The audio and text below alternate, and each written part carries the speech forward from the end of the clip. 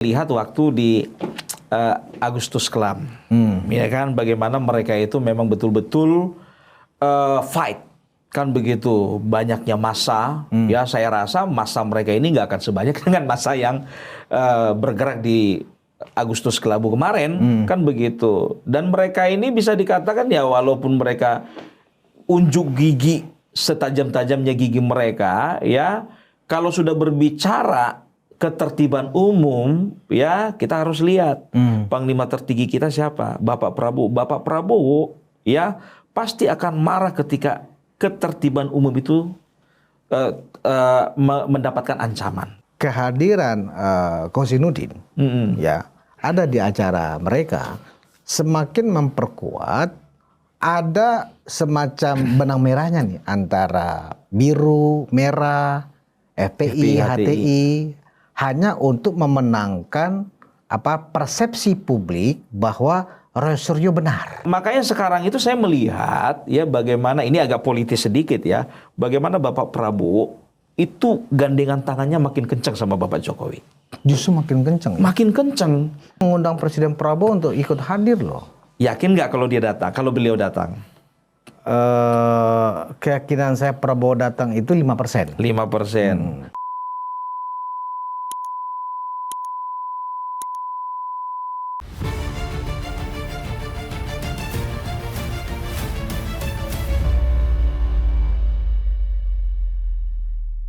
Hai penonton Ruang Konsensus Unpacking Indonesia dimanapun Anda berada. Kembali saya Budius Ma'ruf Piliang, anak Sulung Mulyono, pengelola channel Termul dimanapun Anda berada. Dan saya kehadiran dedengkotnya Termul hari ini. Ya kan? Ini dedengkot nih, bukan lagi Termul, ini dedengkotnya Termul, ya kan? Dan kepada para Termul dimanapun Anda berada, ya. Termul sekarang banyak menghadapi ujian. Nah, kita minta seluruh termul di seluruh dunia kompak, solid, karena kita diserang terus. Ya, gitu.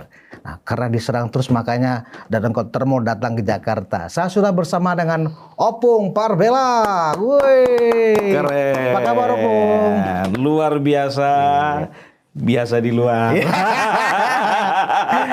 Nah, buat penonton Ruang Konsensus, Opung Parbelak ini adalah salah satu anggota YouTuber Nusantara. Secara organisasinya, Opung ini adalah sekjen dari YouTuber Nusantara. Siap. Nah, YouTuber Nusantara itu adalah kumpulan para termul. Nah, bukan cuma kumpulan termul, Bang. Ya? Kumpulan para koordinator termul. Para koordinator termul, lebih ngeri lagi nih. Nah, Opung ini punya kanal YouTube namanya Opung Parbelak ya, Opung ya? Opung Parbelak. Dan penontonnya selalu banyak. Dan saya berharap penontonnya Opung Parbelak juga muncul di kanal Ruang Konsensus di Zulfan Lindan Unpacking Indonesia. Tenang aja Bang, saya bantu iklanin nanti. Siap! Kalau istilah selebritis kayak Deddy Corbuzier pun, kita kolaborasi. Kolaborasi. Ya. Nanti saya ke tempat Opung ke Batam, ya nggak? Boleh, boleh. Benar, Opung di Batam ya? Bukan ya? Ya kalau ditanya gitu, kadang-kadang saya di Jambi, kadang di Palembang, kadang di mana-mana. Oh, oke. Menunggu undangan aja nanti ya. Tapi ongkos sendiri ya. Karena saya juga kesini ongkos sendiri loh. Enggak, saya nggak mau, Bung. Saya pakai private jet biasa lah. Luar biasa. Masa anak Sulung Mulyono naik umum private jet, ya kan? Udah komisaris belum? Udah didaftar, Bung. Siap. Udah didaftar. Tapi kapan dipanggilnya nggak tahu, Bung. Ya kan? Mudah-mudahan duluan dipanggil untuk jadi komisaris daripada dipanggil yang maha kuasa. Iya. Kita daftar untuk 2045 aja. Wis, keren. Ya kan? Pung, ini yang akan saya diskusikan sama Opung ini tentang gini, Pung. Tanggal 2 Desember, Pung, Jakarta akan rame, Pung. Ya kan? Akan ada semacam acara reuni 212.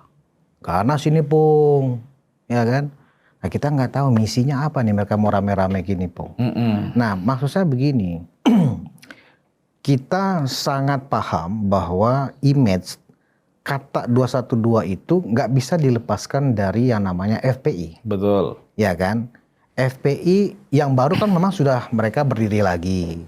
Walaupun dengan nama yang berbeda. Betul. Tapi kan tetap inisialnya kan mereka tetap FPI. Nah, FPI yang Front Pembebasan Islam, Forum atau Front Pembebasan Islam ya, yang FPI-nya Rizik yang pertama. Iya. Itu kan sudah dibekukan, ya kan? Betul. Di era Pak Jokowi. Kemudian mereka berdiri lagi dengan nama lain. Saya juga nggak tahu pun nama kepanjangan yang baru apa, karena nggak penting ya buat saya kan gitu. Apalagi sama saya. Nah, yang anehnya kan begini, Bu. Mereka mau bikin reuni di Monas, di lapangan terbuka. Mereka kalau menurut saya sih sedang mencoba unjuk gigi lagi, ya.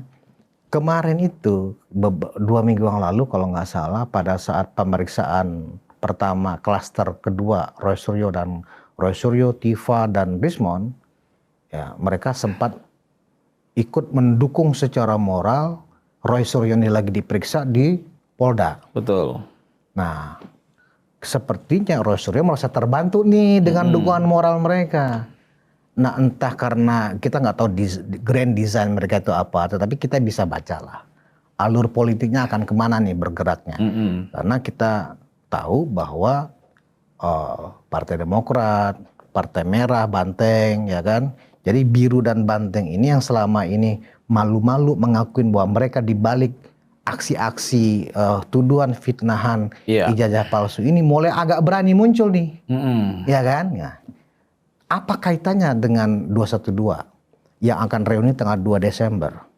Ya, yang jelas Gubernur DKI Jakarta Pramono Anung kan dari PDIP. Betul. Dan Merah kan salah satu yang ikut di belakangnya ini. Ya, entah itu benar atau salah, tapi kan yang beredar di publik, di sosial media kan seperti itu narasinya. Apa kita tahu istilahnya adalah BIN.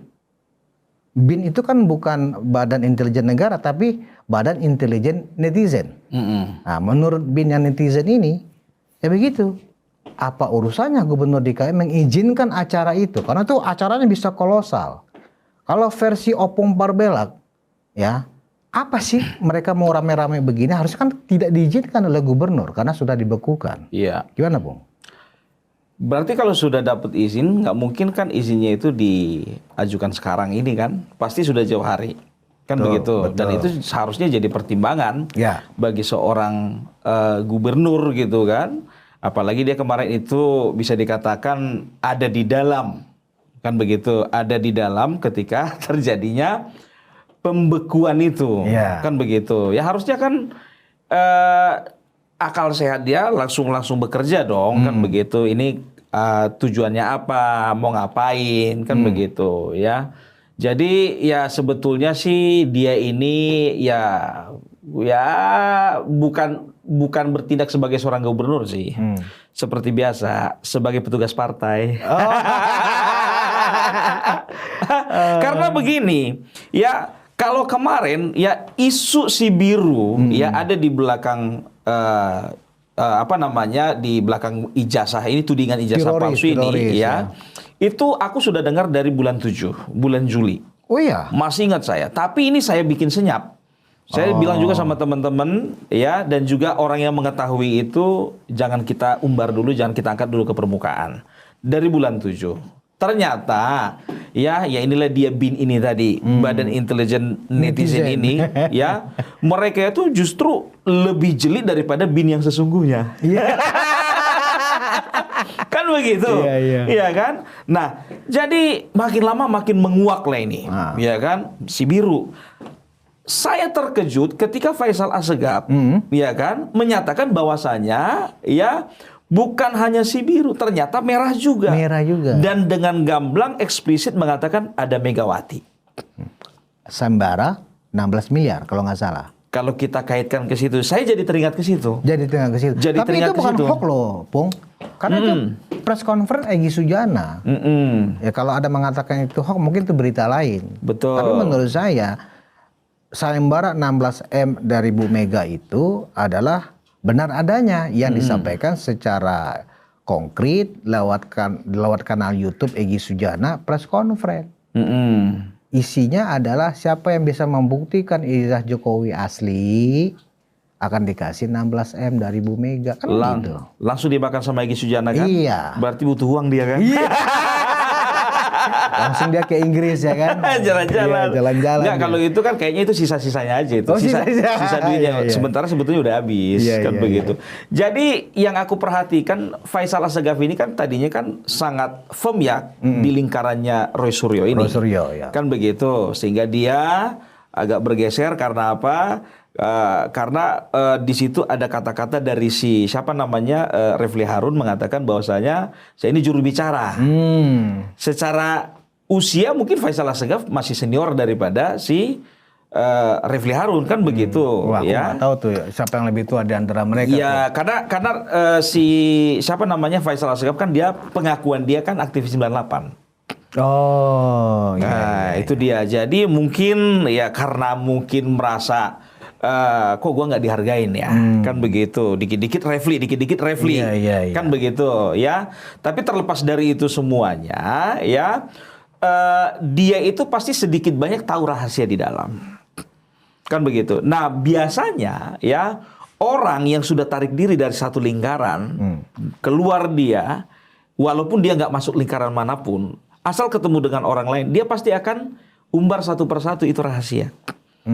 Gitu dia, salah satunya keterlibatan Megawati di belakang mereka ini semua.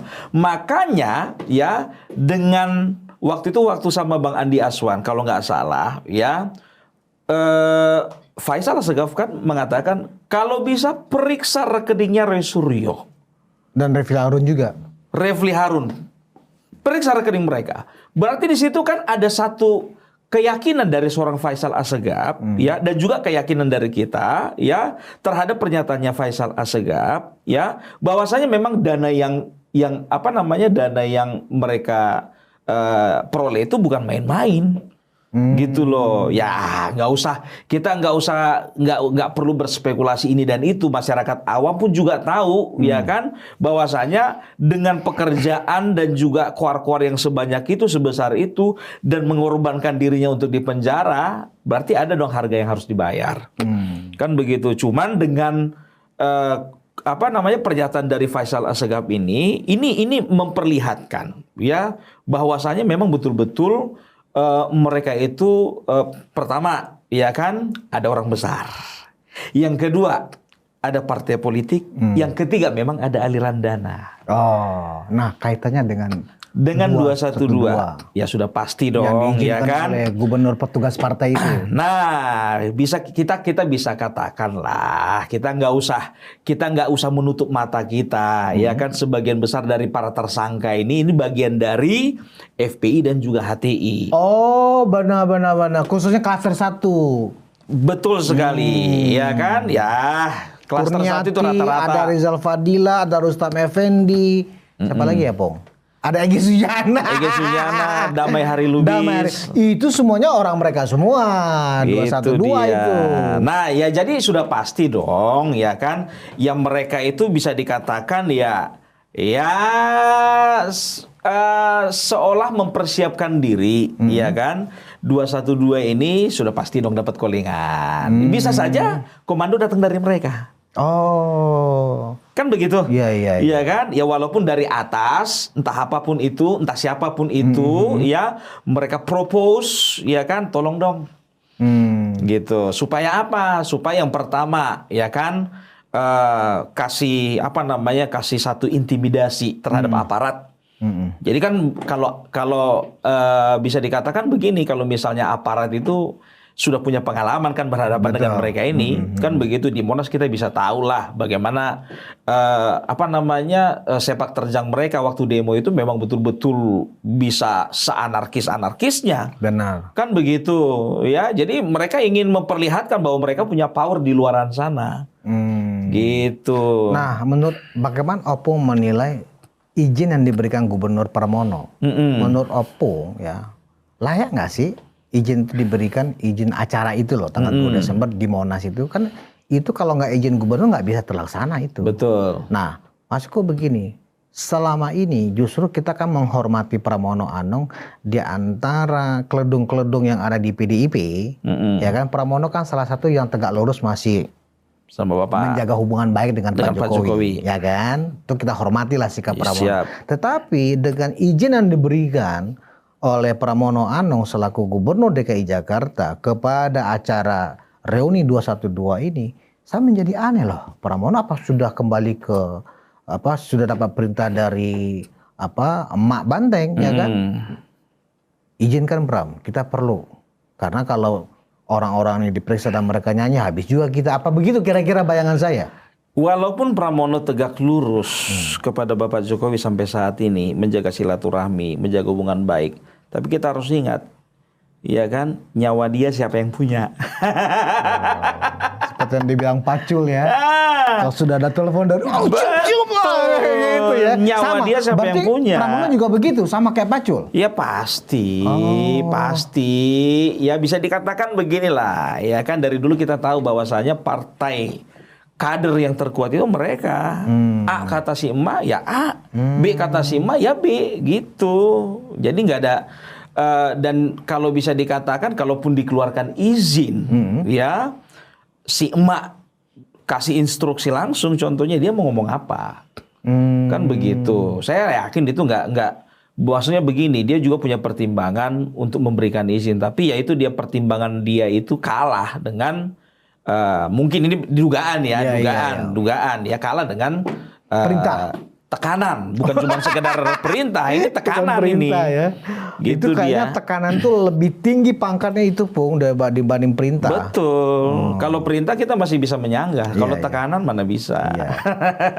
Nah, kalau Opung melihat kalau toh itu terlaksana, ya kan?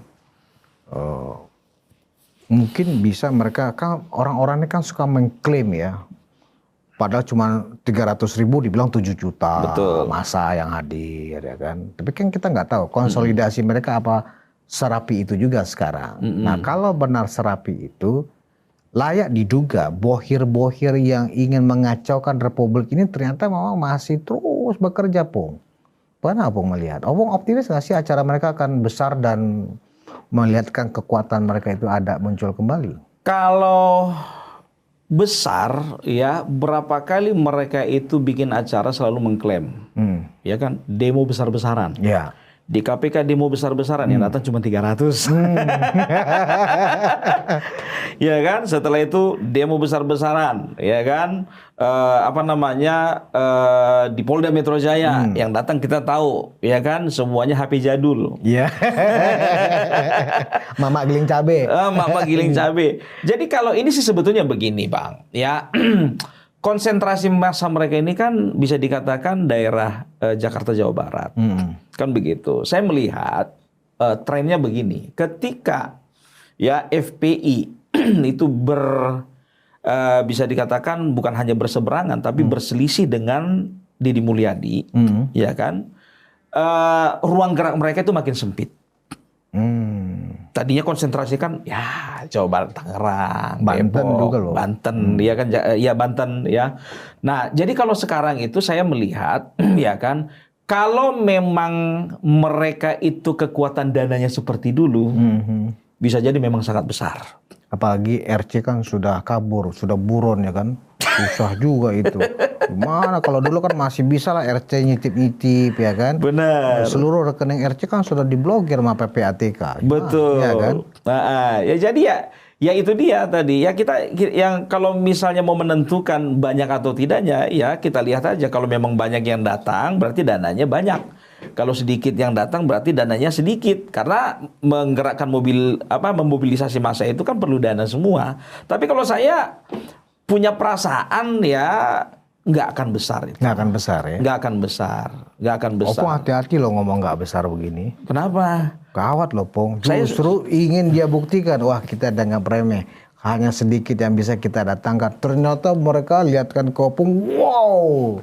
Seluruh cabang-cabang FPI, ex-HTI, Pung jangan kita terlena Pung. Ex-HTI itu masih hidup di lingkungan kita bersama. Benar. Ya kan di RT RW kita itu udah kelihatan Pung, ciri-ciri khas ex-HTI itu kelihatan. Dan mereka kan hidup tuh di antara klaster pertama. Saya menduga ya. Kita harus rajin-rajin menggunakan kata menduga Pung, karena orang sekarang musim melaporkan. Betul. Menduga. Jadi kita Opung juga sebagai konten kreator juga harus sering menggunakan kata menduga, Pasti. ya kan, supaya kita tidak memfitnah. Benar. Ya kan? Jadi saya menduga kelima orang yang ada di klaster pertama, ya, yang menjadi tersangka ini dalam kasus fitnahan ijazah palsu, itu sebenarnya adalah mereka ada di barisan situ, Pung. Ya, sangat dekat malah. Apa Opung melihat korelasinya antara klaster pertama yang akan diperiksa dengan peringatan acara itu, seolah-olah ada cywar nih ke penyidik.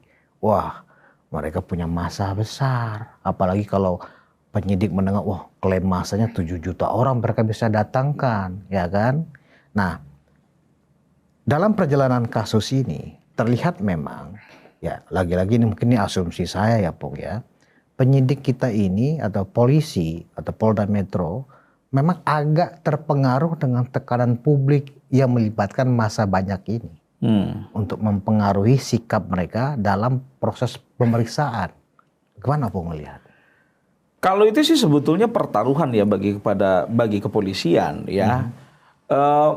Selagi mereka masih ya dalam tanda kutip lamban di dalam menangani masalah ini, oleh karena tekanan-tekanan seperti itu, ya siap-siap saja masyarakat udah nggak menaruh kepercayaan lagi sama kepolisian. Kan kita udah tahu kan bahwasanya sekarang ini ya tingkat kepuasan masyarakat terhadap kepolisian kan rendah kan. Apapun cara dilakukan untuk menggenjot tingkat kepuasan itu belum berhasil gitu. Tapi kayaknya memang kita sebetulnya ini momen sebetulnya sama pihak kepolisian, karena gini, walaupun ini gaweannya Polda, ya kan, tapi ini adalah cerminan dari kepolisian Republik Indonesia secara keseluruhan. Karena ini menjadi sorotan utama saat ini, kan begitu. Kalau sebetulnya kalau ini bisa dituntaskan dengan baik, dengan cepat, maka tingkat kepuasan masyarakat terhadap kepolisian itu juga akan naik. Gitu dia. Tapi ya kan lagi-lagi kita nggak bisa menafikan bahwasanya di belakang sebuah peristiwa yang terlibat itu bukan hanya kepolisian dengan tersangka, bukan hanya pelapor dengan terlapor, tapi ada kekuatan lain yang bisa dikatakan ya walaupun itu tidak terlihat tapi bisa dirasakan. Meskipun gitu nanti mereka tuh mampu mendatangkan massa yang luar biasa besar, anggap begitu ya. Kita mencoba membayangkan bahwa ini memang ajang unjuk gigi ya, bahwa mereka masih ada, bahwa mereka besar. Apalagi ada orang-orang penting mereka dalam kasus di Polda Metro Jaya. Ini mungkin bargaining mereka untuk memberikan juga peringatan kepada pihak kepolisian. Kami besar, kami masih ada. Kira-kira nanti Pung, ya eskalasinya ini, apakah kasus ini justru semakin cepat polisi untuk segera memproses ini ke pengadilan supaya lepas kan? Sebab kalau polisi menahan-nahan terus kan kepolisian terus yang menjadi sasaran. Gitu? Kalau sudah tersangka kemudian P21, masalah geser ke kejaksaan, kan begitu. Menurut Opung ini ada kemungkinan seperti itu nggak situasinya kalau tekanan makin besar? Bisa jadi, ya kan, karena begini, ya kita apapun ceritanya kita optimis lah dengan profesionalisme daripada kepolisian kita, kan begitu, ya. Kita udah lihat waktu di Agustus Kelam, ya kan, bagaimana mereka itu memang betul-betul fight. Kan begitu banyaknya massa, ya saya rasa massa mereka ini nggak akan sebanyak dengan massa yang bergerak di Agustus Kelabu kemarin, kan begitu. Dan mereka ini bisa dikatakan ya walaupun mereka unjuk gigi setajam-tajamnya gigi mereka, ya kalau sudah berbicara ketertiban umum, ya kita harus lihat Panglima tertinggi kita siapa, Bapak Prabowo. Bapak Prabowo, ya pasti akan marah ketika ketertiban umum itu mendapatkan ancaman. Itu dia. Jadi kalau saya rasa kepolisian akan pede saja kalau berbicara massa ya. Kalau berbicara massa, kalau bicara tentang unjuk gigi banyak-banyakan massa nggak apa-apa. Gitu loh. Yang penting jangan anarkis saja. Ya cuman kan kita kan tahu sendiri. Kan begitu. Ya kan kalau udah seperti ini biasanya ya ada apa namanya? Skenario 1, skenario 2, skenario 3 kan begitu. Itu. Tapi jangan salah, Po. Mereka mengundang Presiden Prabowo untuk ikut hadir loh. Yakin nggak kalau dia datang? Kalau beliau datang? Keyakinan saya Prabowo datang itu 5%. 5%. Saya 4%. Saya baca beritanya dari kemarin itu aja, PD-nya minta ampun. Iya. Kan begitu. Maaf nih, maaf ya kan. Sedangkan Projo aja ngundang nggak datang. Acara penutupan kan begitu. Iya. Saya juga sudah tebak itu nggak bakalan datang nih kan begitu. Apalagi seperti ini kita bisa lihat lah bagaimana Bapak Prabowo sudah mulai menarik diri ya. Kita tahu 2014 2019 mereka itu pendukung Bapak Prabowo. Ada di gerbongnya Bapak Prabowo. Kan begitu. Tapi sekarang ya kita bisa perhatikan ya waktu zaman Bapak Joko Widodo ya taring mereka keluar.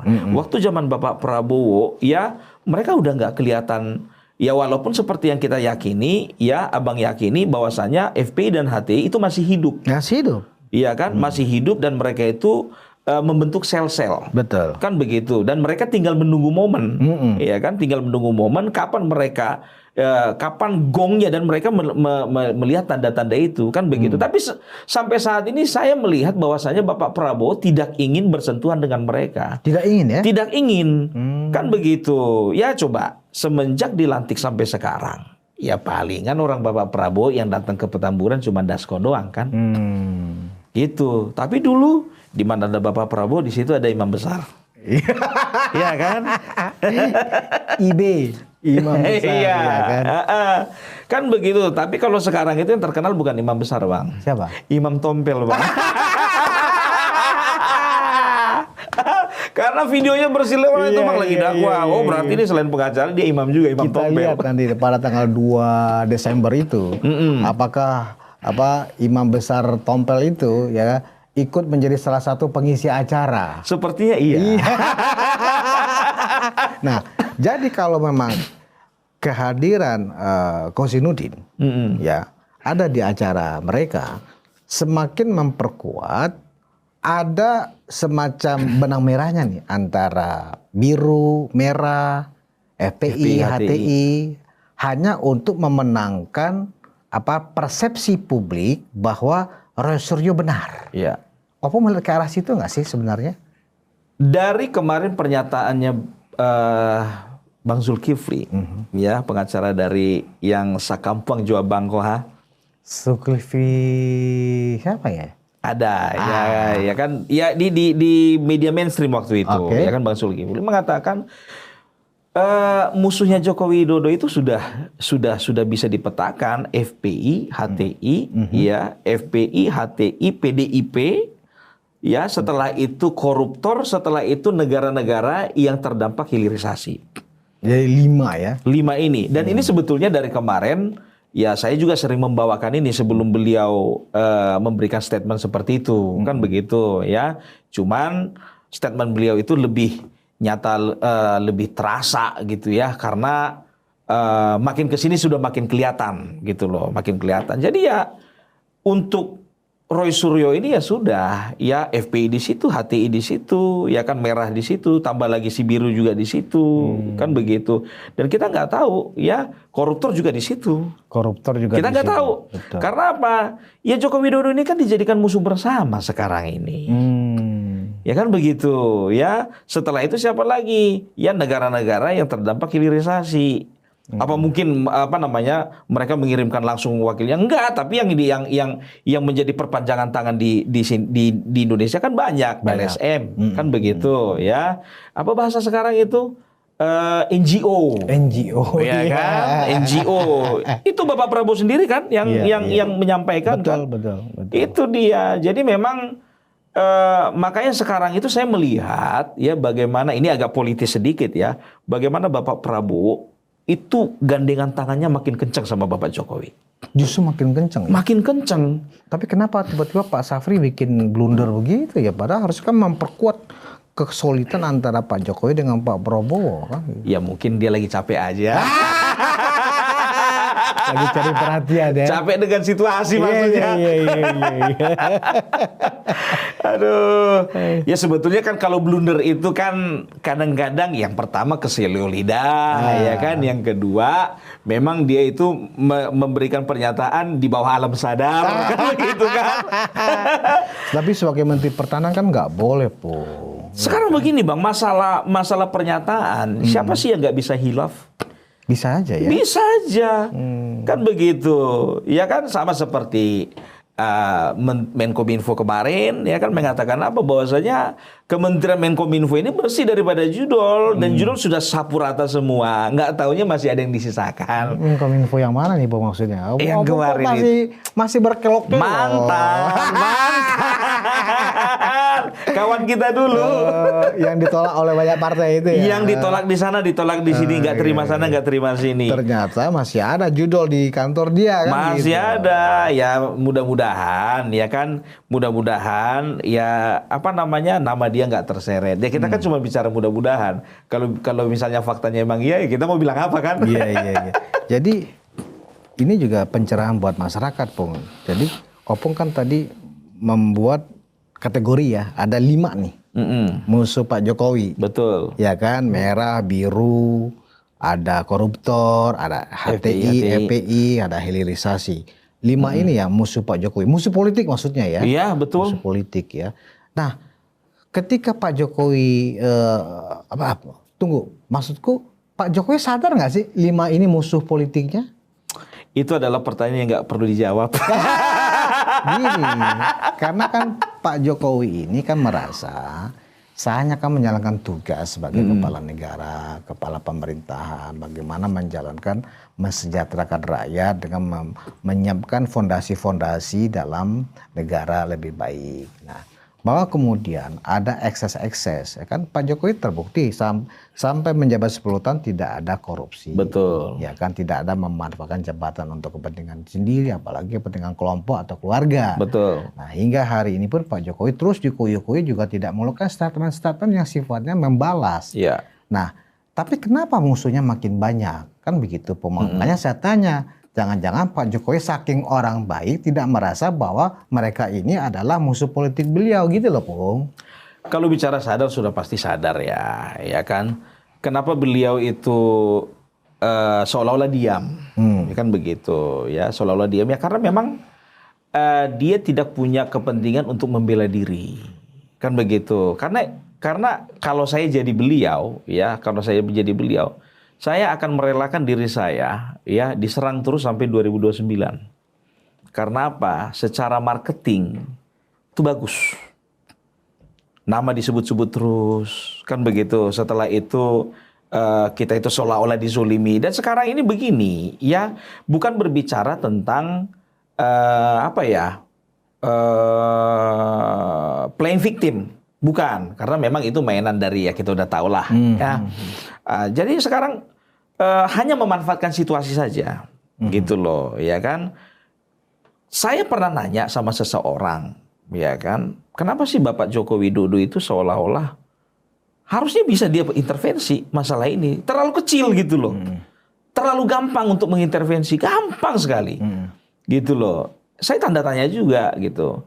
Lalu beliau menjawab seperti ini, memang Bapak orangnya nggak mau seperti itu, Bapak nggak mau. Kalau untuk berbicara urusan hukum Bapak nggak mau, tapi kalau untuk urusan politik hati-hati. Oh gitu ya? Gitu dia, untuk urusan politik hati-hati gitu. Dan saya juga bilang sama beliau, ya kalau saya sih beranggapan bahwa coba bayangkan saja setahun sudah purna tugas, salah satu lembaga survei ya kan mengeluarkan hasil survei, tingkat kepuasan masyarakat masih 83%. SBY nggak usah nyampe setahun sebulan dilupakan, ya kan? SBY belum selesai jabatannya aja sudah lemdak. Iya. Ya kan, artinya dia sampai ada di angka 40%. Betul. Ya kan? Ya kan ya. Setelah itu Megawati, ya walaupun 2 tahun kan gitu, ya tapi memang kan terbukti bahwasanya masyarakat itu memang sudah tidak simpati lagi sama dia. Buktinya apa ya? Dia nggak terpilih, kan begitu. Boro-boro mau diingat lagi, kan begitu. Justru beralih perhatiannya ke SBY. Dia nggak terpilih dalam 2 kali kontestasi kalau nggak salah ya. Betul. Dan kemudian orang yang dia usung ketika Pak Jokowi sudah tidak ada di sana pun gagal. Betul. Malah paling rendah dapatnya 16%, lowbat. Padahal mereka udah capek ya, solid gitu. Ternyata saya salah dengar. Iya, Ternyata dia bilang sulit. Gitu. Satu putaran. Memang satu putaran. Iya. Habis ya kan gitu.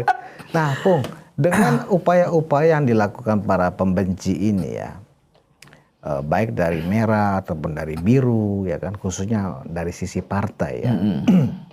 Kenapa penilaian masyarakat yang terekam dari hasil survei, sebut aja indikator lah, itu kan teman kita juga. Oh gitu, ya kan? siap.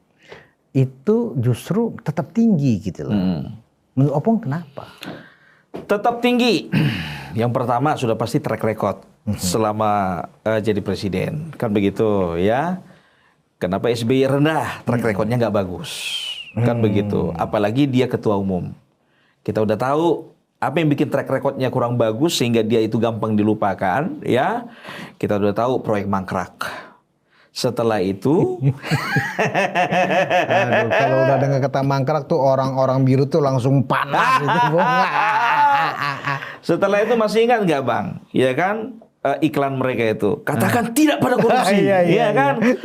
Angelina Sondak masuk, Andi Malarangking masuk, Nazarudin masuk, Jerowacik masuk, Jangan lupa yang terakhir ketumnya sendiri masuk, Ana Surbaningrum masuk, ya kan? Ya, jadi itu ya apaan sih nih kan begitu. Iya. Nah, Bapak Joko Widodo diuntungkan dia bukan ketua umum.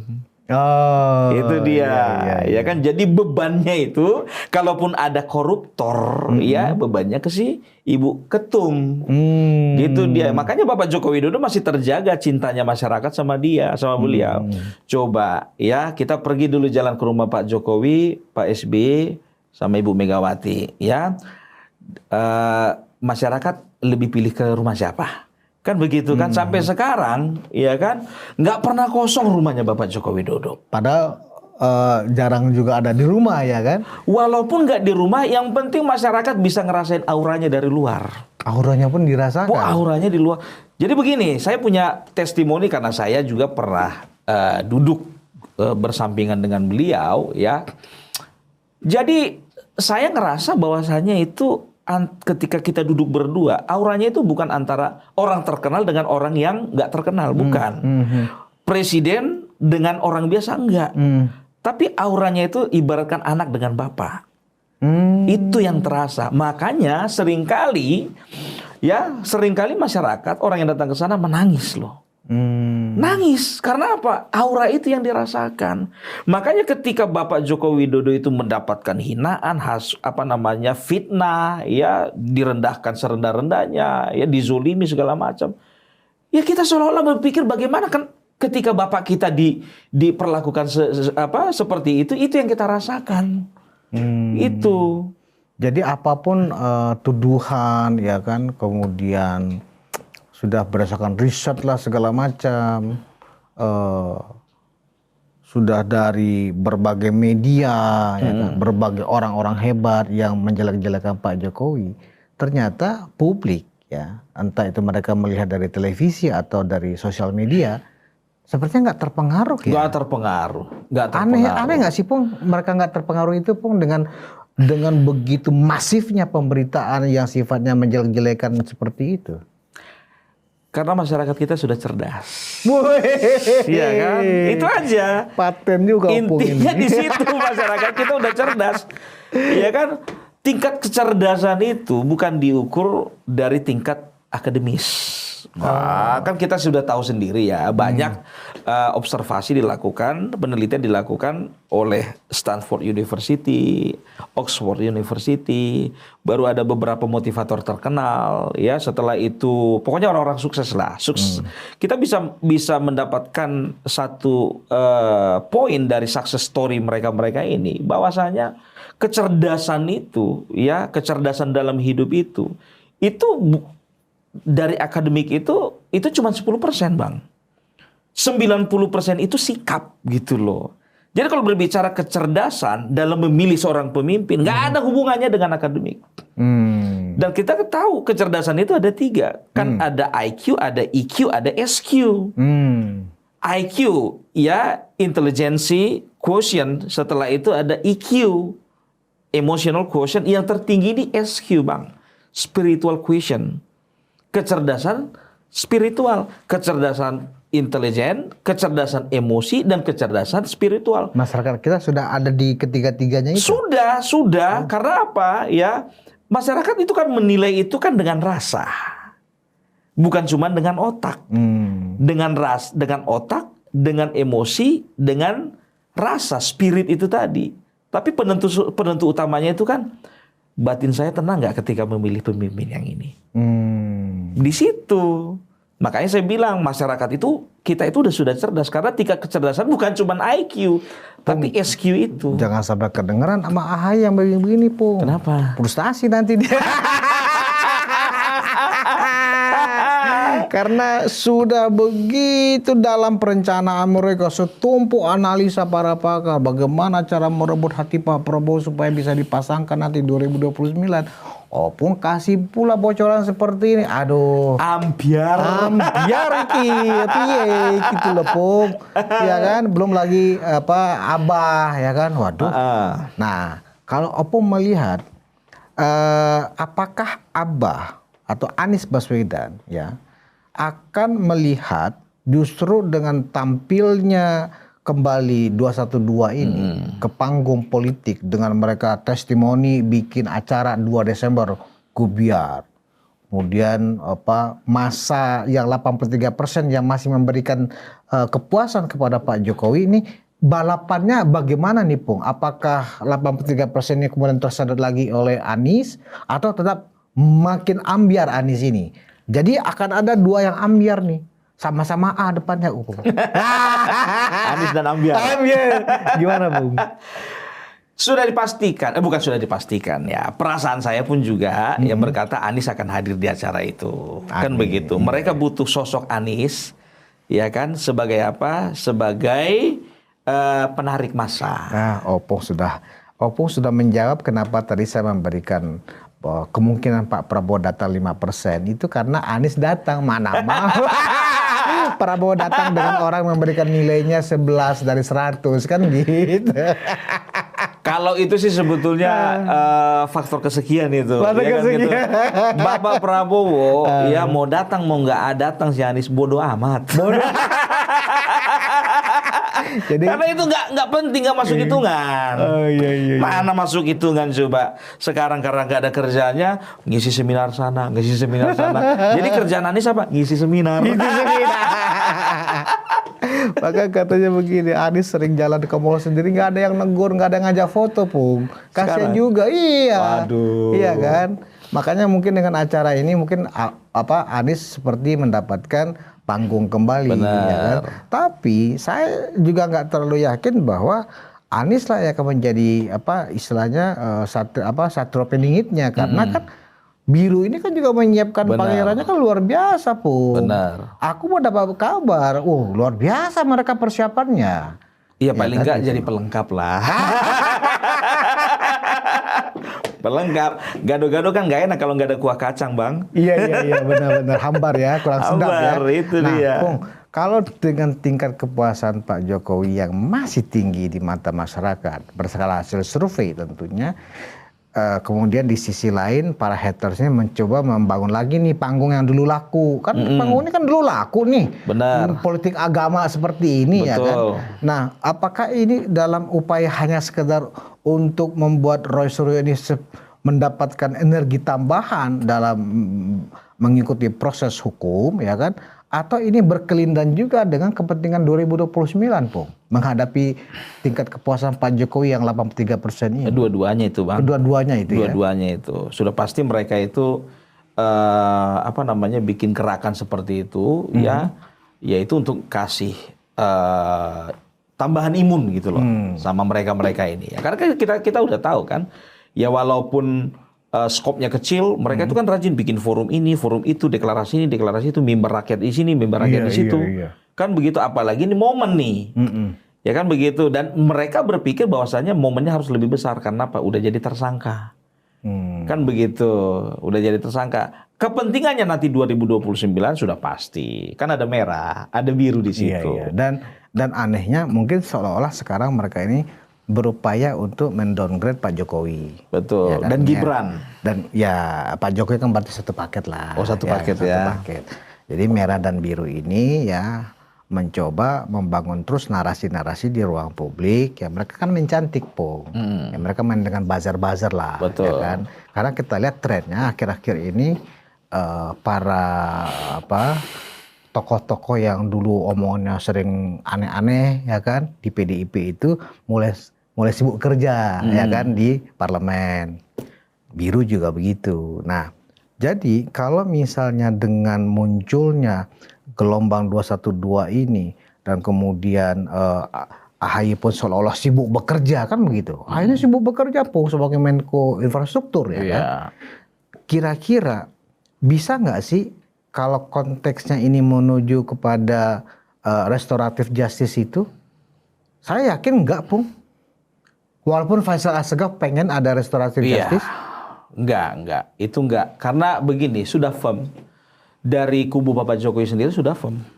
Tidak akan ya? Tidak akan gitu loh. Jadi mau ada 212 dengan 7 juta massa pun nggak akan pengaruh? 7 juta massa itu di atas kertas atau memang realnya? Kita tantang dulu mereka, ya kan? Oh, mereka ini kan suka klaim-klaim gitu juta kan begitu. Nah, setiap masuk ke dalam arena demonstrasi itu kan ada alat hitungan itu kan. Masuk 1, tek 1, 2. Oh ya, kayak hitungan stok gitu ya. Kita lihat aja. Berani nggak mereka kan begitu. Jadi bisa dikatakan sih ya kalau untuk 212 ini ya sama seperti demo-demo yang lainnya, sehari 2 hari terlupakan. Gitu loh, efeknya nggak terlalu apalah. Karena kita udah lihat ya, kita gimana pun juga kita hargai kinerja dari kepolisian, Polda Metro Jaya, ya walaupun lambat, yang penting sekarang kan status sudah tersangka, sudah dicekal lagi. Berarti Opung punya semacam penilaian tren politik agama sudah selesai? Udah selesai, itu nggak laku lagi, nggak laku lagi. Karena memang kan kemarin 2024 mereka mau coba lagi kan, nggak bisa juga kan? Ya kan udah terbukti, udah nggak bisa lagi, udah mainannya udah nggak begitu lagi gitu. Jadi saran Opung untuk mereka bukan buat termol. Oke. Ya kan? Termol ini kan kadang-kadang suka goyang juga, ya kan? Goyang bukan karena nggak percaya diri, goyang karena kasihan ngeliat Pak Jokowi, kan gitu. Nah, apa saran Opung nih kepada teman-teman termol ya kan di seluruh dunia ya kan? Karena termol ini kan seluruh dunia ada. Betul. Pak Prabowo itu juga termol loh, Opung. Betul. Ya kan, pokoknya siapa yang dekat dengan Pak Jokowi itu dianggap termol. Malah oleh kelendung kan begitu. Iya toh. Padahal dia pionirnya termol kan. Iya, ya kan. Nah, gimana Pung? Ya kalau menurut saya ya untuk kalau di sini saya harus pakai istilah termul ya. Kenapa Bung? Saya sebenarnya begini, saya meluruskan banyak komen-komen di kanal kita ini ya kan. Wah ini terbukti nih channel termul. Wah ini termul. Wah anak sulung Mulyono termul. Ya udah, kita kan nggak mungkin melawan mereka, nggak mungkin juga untuk menceramain mereka. Kami bukan termul, kami hanya Jokowi lover, nggak mungkin Pung. Ya udah, saya menggunakan gaya Mas Gibran ya dalam menyikapi serangan-serangan. Betul. Dulu dituduh asam sulfat, ya udah Mas Gibran menamakannya Samsul waktu itu kan gitu loh. Nah, belimbing sayur. Iya, belimbing sayur. Nah, kita juga menggunakan istilah itu, makanya saya merasa senang aja biarkan mereka puas juga. Iya. Sebenarnya Pung, mereka tuh nggak puas Pung kalau kita mengaku kita termol. Kenapa? Ini orang kok malah senang disebut termol. Mereka kan berharap kita sakit hati ya. Betul. Karena kita kan nggak sakit hati. Dan dari teman-teman di luar ternyata juga merasa senang. Wah, kita termol. Banyak Berarti seperti itu. kita satu visi, ya kan? Benar. Nah, jadi saran Opung kepada termol-termol. Oke, ya jadi bagi para termul di seluruh dunia, ya di Asik. seluruh jagat raya, tetap rapatkan barisan dan ingat ya termul akan semakin tambah banyak. Karena apa? Contoh, Faisal Segaf, ya kan? Udah menjadi termol.